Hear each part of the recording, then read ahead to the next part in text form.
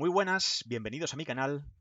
Hoy voy a mostraros cómo un desarrollador solitario puede mantener la motivación. 11 trucos y una verdad. Vamos allá. Número 1. Proyectos abarcables. Esto es muy importante, sobre todo cuando estás empezando a desarrollar videojuegos, que no te vuelvas loco y que no empieces a decir, bueno, pues mi primer juego va a ser un MMO. A ver, nunca te voy a decir lo que tienes que hacer, pero un MMO es un mal comienzo desde mi punto de vista. Empieza con cosas un poco pequeñitas, que no tienen que ser lo mismo que hacen todo el mundo. Puede ser también original y personal y tuyo, pero cosas pequeñitas. ¿Para qué? Para que ese objetivo no sea inalcanzable y no tengas que dedicar muchísimos años de tu vida para hacer un solo proyecto. Una salvedad. Por favor, los creadores de juegos como Dwarf Fortress o Ringworld, no hagáis ni puñetero caso a lo que acabo de decir y seguid haciendo esos maravillosos juegos que hacéis, que son proyectos personales. Pero yo me veo en la obligación de deciros este punto para la gente mortal, para la gente normal. También os tengo que decir una cosa, y es que yo este punto no me lo aplico mucho, porque mi juego, Vagonia, va a tardar en hacerse un año o 2 años más. Pero bueno, lo mío es distinto, porque yo ya tengo experiencia haciendo videojuegos. Ya sé lo que es hacer videojuegos. Entonces, por eso me aventuro en hacer algo un poquito más complejo y que tenga un poquito más de empaque, más chicha y algo mucho más personal y una visión que yo tengo de ese juego. Ya veremos cómo acabamos. Punto número 2. Este puede ser un poco polémico, pero estoy firmemente convencido de él. Y es que, por Dios, no os pongáis a ver cursos completos sobre cómo desarrollar videojuegos. Para mí, mi punto de vista, por supuesto, es un gran error. Y os explico por qué. En un curso completo te enseñan muchas cosas de diferente tipo. Puede ser desde lógica, arte, un poquito de blueprints, un poquito de audio, de iluminación, de lo que sea, y todo junto. Pero claro, estáis haciendo un curso de decenas de horas que cuando acabáis de hacer el curso, quizá lo último que os apetece es hacer vuestro juego. Ya habéis hecho la demo que os ha dicho el curso y no tenéis ganas de hacer vuestro juego. Yo os invito a tener una aproximación diferente. Y es, primero piensas tu juego, lo que quieres hacer, y luego estudias y descubres cómo hacer tu idea que tienes en la cabeza. Para mí eso es mucho más interesante y fomenta mucho más la motivación. Entonces, no perderás el tiempo viendo y aplicando los conocimientos de un curso de 60, 50, 100 horas como hay por ahí, sino que verás los tutoriales específicos para hacer tu propio juego. Y eso importa más. Y eso preserva mucho más la motivación a la hora de hacer tu juego. Yo, por ejemplo, si os enseño aquí, yo veo un mogollón de tutoriales, veo chorrocientos tutoriales. Lo que pasa es que es verdad que yo veo tutoriales puntuales de lo que quiero hacer. En el fondo también tengo decenas y decenas de vídeos, de videotutoriales, pero todos están enfocados a hacer lo que yo quiero para mi juego. No están enfocados en hacer la demo de un curso completo. Eso es muy importante. Yo tengo guardado en mi navegador mogollón de videotutoriales. Por ejemplo, tengo de audio, tengo de optimización, tengo de level, tengo de iluminación, tengo de static mesh, tengo de VFX, de materiales, de skeletal mesh, de IA, etcétera. Y esto es un trabajo, por supuesto, el encontrarlos y el asimilarlos también. 3. Prepárate para estudiar.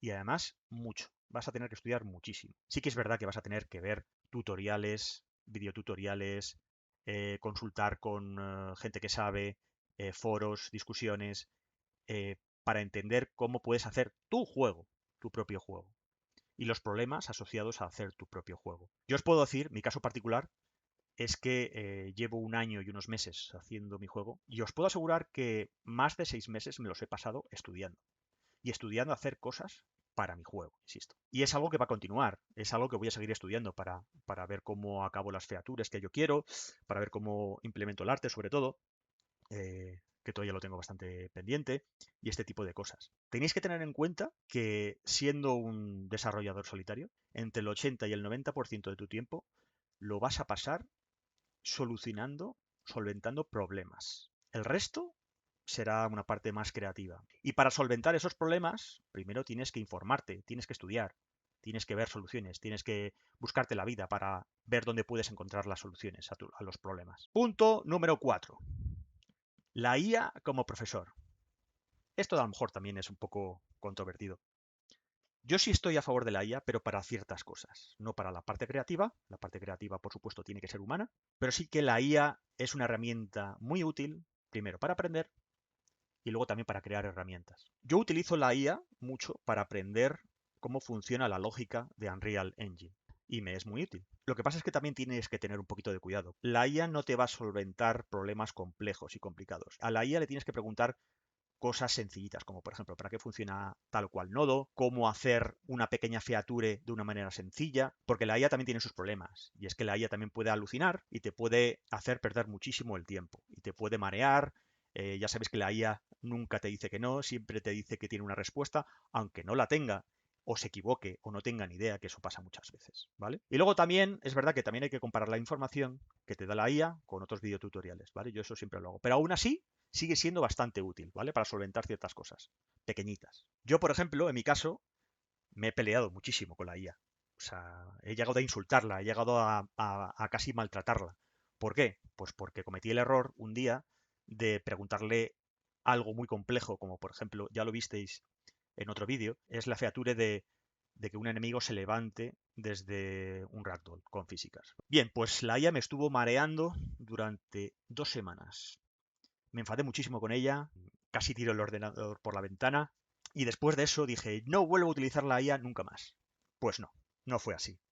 Simplemente me di cuenta de que la IA tiene sus limitaciones y que puede ser muy útil para cosas sencillas, pero para cosas muy complejas no sirve. Entonces tienes que buscarte las castañas por otro lado.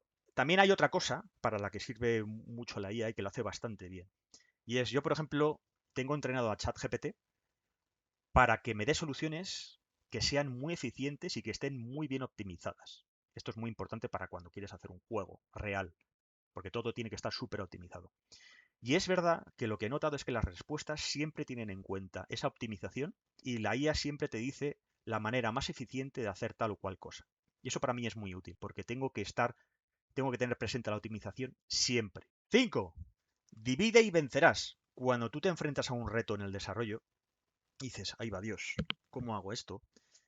Es muy importante intentar atomizarlo, dividirlo en pequeñas parcelas e ir solventando poquito a poquito esas parcelas. Por ejemplo, un problema grande. Quiero poner los materiales a mi juego. No tengo ni idea de materiales. ¿Qué hago? Pues primero vamos a aprender cómo se hacen los materiales, cómo se hace un material máster, cómo se crean las instancias, qué es lo que se puede hacer dentro del material, los nodos, las texturas que tú puedes poner, cuánto cuesta cada textura. Es compartimentar la tarea en mini tareas. Yo, por ejemplo, hago una cosa muy útil y muy arcaica, y es que tengo mi cuaderno de apuntar cosas. Esto es una lista de micro tareas y cada vez que hago una tarea la tacho. Para mí hay una sensación muy guay cada vez que tacho una de estas tareas. Y estos son problemas gordos que he compartimentado en tareas muy pequeñitas. Ya sé que esto puede parecer el cuaderno de un psicópata, no lo soy. A mí me sirve mucho escribir a mano, me encanta escribir a mano. Punto 6. Permítete fallar. A ver, cuando estás desarrollando el juego y estás haciendo una feature, lo más probable es que no te salga la primera. Es muy fácil hacer algo que no supera los estándares de calidad. Pero no solo eso, también si no pruebas cosas nuevas y experimentas, no te permites ver qué hay más allá de lo que tú tenías en la cabeza. Y creo que experimentar es una manera muy guay de encontrar maneras mejores de hacer las cosas incluso de lo que tenías pensado. Quizá no se puede hacer siempre, pero en algunos momentos y cuando tienes tiempo y sobre todo en features importantes se puede hacer. Experimentar, jugar, probar cosas nuevas, probar parámetros locos. Yo os invito a que lo hagáis porque es muy interesante. Rehacer. Yo ahora mismo estoy en una situación en la que tengo que rehacer bastantes cosas porque he hecho el prototipo, pero el prototipo hay cosas que no sirven para nada porque no son eficientes. Entonces tengo que volver a quitarlo y tengo que volver a hacerlo. Me está pasando ahora mismo, por ejemplo, estoy haciendo ahora las barras de vida y las barras de estamina. Y como quiero que parezcan bastante profesionales, pues he tenido que quitar la parte de prototipo y volverlas a hacer de una manera mucho más eficiente y mucho mejor y mucho más profesional. Punto 7.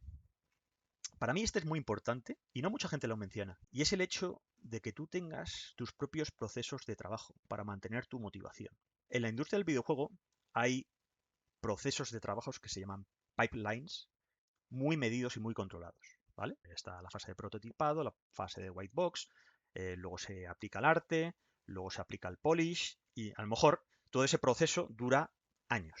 Sin embargo, como desarrollador solitario, desde mi punto de vista, tú tienes que hacer las cosas de tal manera que puedas mantener tu motivación. Si tú el resultado lo final lo vas a ver dentro de años, a lo mejor en el proceso pierdes muchísima motivación. Pero si tú, por ejemplo, dices, voy a hacer este feature y la voy a pulir hasta el final, a ver qué tal queda. Si tú haces eso, lo que puedes conseguir es que en poquito tiempo tengas una feature súper pulida y que digas, ¡guau!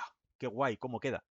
Y eso hace que tú preserves tu motivación y que digas, venga, voy a por otra cosa. Por supuesto, cada uno tiene su manera de hacer las cosas, pero yo os invito a que descubráis vuestra propia manera de hacer las cosas para mantener la motivación. Número 8. Hay mucha gente que me dice, buah, no tengo tiempo para hacer videojuegos, va, tal. Y yo creo que, aunque no tengas mucho tiempo para hacer videojuegos, el hecho de dedicar un tiempo diario a hacer videojuegos, por muy cortito que sea, ya con eso estás creando un hábito para hacer videojuegos. Puede ser incluso media hora, 10 minutos, lo que sea, pero si tu mente está focalizada todos los días en hacer el videojuego, es más fácil que tú crees un hábito a la hora de desarrollar videojuegos. No importa que sea poquito tiempo, lo importante es que en ese tiempo tú te diviertas haciendo tu propio juego. También es un poco engañar a tu cabeza, pero es que hacer videojuegos en solitario va mucho de engañar a tu cabeza. Y si no me creéis, poneros a hacer un videojuego. Punto número 9. Celebra tus propias victorias. Aunque sean muy pequeñitas, aunque sea que has conseguido hacer una barra de vida, aunque sea que has conseguido solamente poner una animación. Celébralo porque es una victoria. Es muy importante ensalzar esas victorias para que tu motivación siga intacta y puedas seguir trabajando en otros problemas y en otras soluciones. Punto 10. Descansa. Y sobre todo cuando no te salen las cosas. O mejor dicho, no sé encontrar la solución a este problema. Yo ahí te aconsejo que sueltes el ordenador, sueltes el ratón, te tires a la cama, cierres los ojos, duermas, descanses o no duermas, simplemente cierres los ojos y te relajes. En esos momentos tu cabeza sigue pensando en el videojuego y en ese estado de relajación tú puedes encontrar soluciones o alternativas al problema que te pueden ayudar a seguir adelante en el desarrollo. Yo os puedo asegurar que todavía no me he encontrado con un problema que diga, no puedo con esto.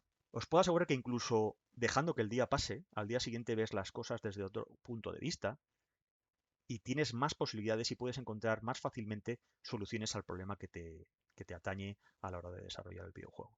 Punto 11. Este para mí es muy personal, ¿vale? Pero os puedo asegurar que es uno de los puntos más importantes para mí. Para mí. Y puede parecer una gilipollez, puede parecer una tontería, pero no lo es. Y es ponte música. Sí, ponte música. Incluso viendo tutoriales, yo me pongo música también de fondo. Os voy a decir cómo me funciona para mí.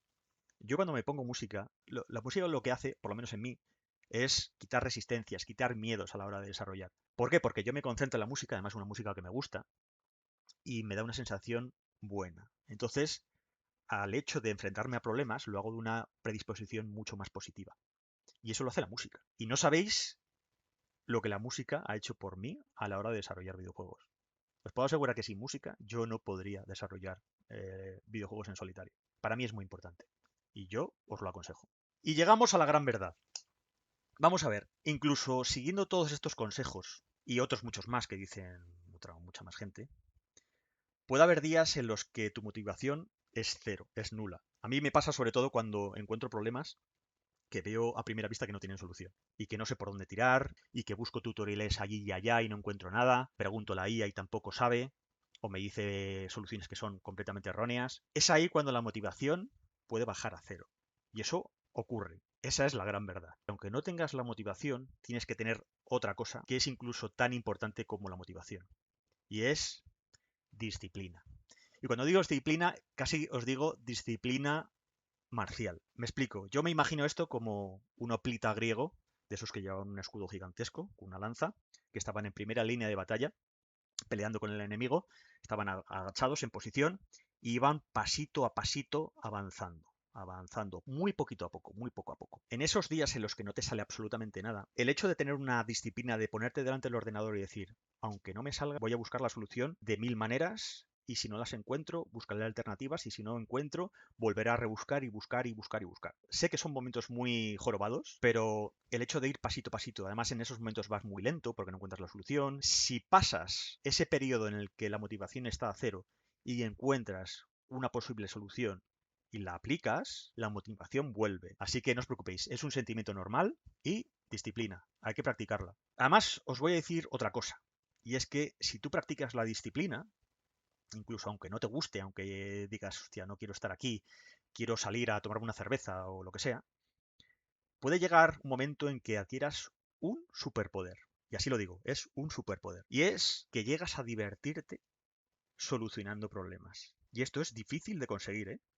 Pero solamente se consigue con esfuerzo y dedicación. Llegas a divertirte con el hecho de encontrarte un reto y decir, ostras, no encuentro la solución, pues esto no va a poder conmigo, voy a buscar por aquí, por allá, y en vez de tenerlo como algo negativo, para ti es un reto positivo. Y os aseguro que eso es un superpoder, porque si adquieres ese superpoder, nada te va a parar y vas a conseguir hacer tu propio juego. Pero esto, insisto, este superpoder solamente se consigue con dedicación y sacrificio. Y muchos días en los que no te salen las cosas. Y nada más, espero que este vídeo os haya resultado muy interesante y nos vemos en otro vídeo en otra ocasión. Así que adiós, chao.